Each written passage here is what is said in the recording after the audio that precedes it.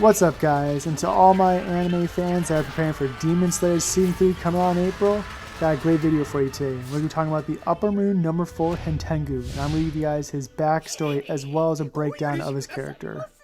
And if you guys can help out my channel by hitting that subscribe button, it'd be greatly appreciated. Alright, let's start with Hantengu's backstory. Hantengu is a human that committed many heinous crimes such as stealing from innocent people and then ended up killing them in the end, and he committed this across many towns and cities. He had always claimed he was innocent and saying that his hands were solely to blame for his actions, and this clearly showed that he was mentally unstable as well as delusional. After Hantengu had committed many crimes, he was eventually captured by a high-ranking official who had sentenced him to death by decapitation. While Hantengu was in prison, he consistently pleaded with the guards that he was innocent. They would always silence him by threatening him to saying that they would cut off his sinful hands. Shortly after this, Muzan approached him and offered him help because he took pity on him. After Hantengu had been turned into a demon, his first action was to kill the official that had captured him. And in the official's last words, he said that killing me does not matter because eventually your past sins and actions will have you punished in the future no matter what you do.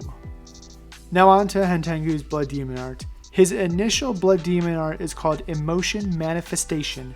This is where he manifests himself as a younger clone of himself with their own unique appearances and personalities as well as abilities. Next, we'll talk about each one of Hantengu's clones and its personalities. Now, Hantengu's emotion that he's associated is fear. Hantengu is known as a person of cowardice and easily frightened by his surroundings, showing traits of paranoia, fear, and delusion. He chooses to crawl instead of walking upright. And this can be observed in every panel that Hantengu is in. He's always in a crouched position, showing that he's fearful. And also his dialogue with all the characters around him, showing that he's very fearful and very cautious of those around him. We have his Sakido, and he manifests the emotion anger. Now he can be observed always appearing to be in a state of irritation and rage.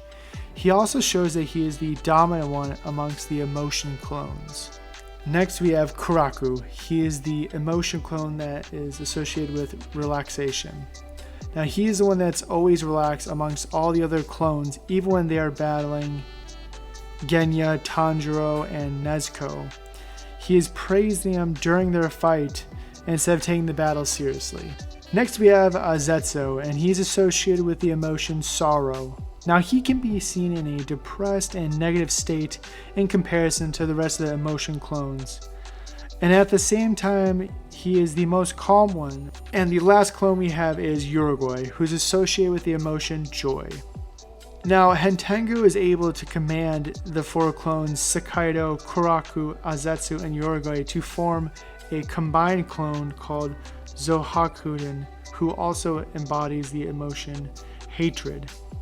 Now he is an increased personification of all these clones, but he more focuses on hatred along with anger, much like Sakido.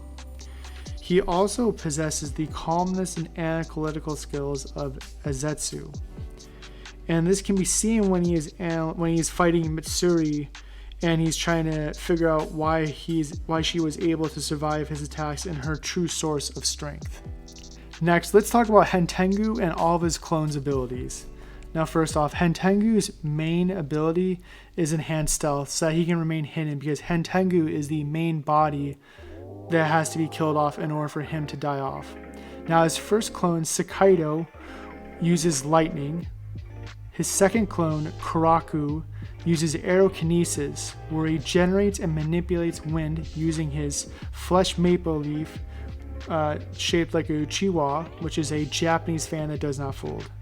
His third clone, Azetsu, uses a spear, and his fourth clone, Urugoi, uses a sonic scream. And then as we mentioned, when they all combine, they become Zohatun, who basically uses wood manipulation, where he primarily uses this to create 5 massive dragon heads. And each one of these dragon heads can use all the other previous clones' abilities at any given moment. Now, to also keep Hantengu alive, he has another outside body called Yorami, which is basically like an armor shell for Hantengu to hide inside that heart. How Hantengu meets Zen is that Tanjiro manages to behead him using his Hinokami Kagura flame dance. However, Tanjiro realizes that that was not the real Hantengu because the headless corpse continues to run away. And as the sun rises, Tanjiro chases after the headless body and relentlessly slashes at the torso, killing Hantengu. Alright, if you guys like this video, make sure to hit that subscribe button so you don't miss out on my future Demon Slayer content. Until next time.